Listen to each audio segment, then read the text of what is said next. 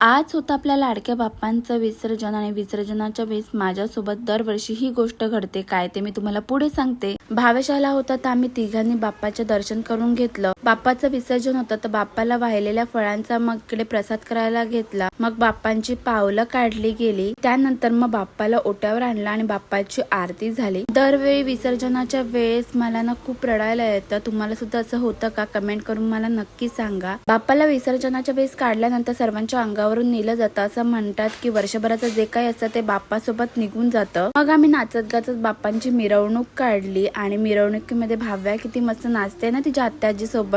मग आम्ही बाप्पाचं नाचत गाचत मिरवणूक तळावर नेले. तळावर नेल्यानंतर बाप्पाची पुन्हा एकदा आरती झाली आणि फायनली बाप्पांचं विसर्जन झालं. निरोप घेतो बाप्पा आम्हा आज्ञा असावी, चुकले काही आमचे त्याची क्षमा असावी. मग घरी आल्यावर आम्ही पिझ्झा पार्टी केली. असा होता आजचा दिवस.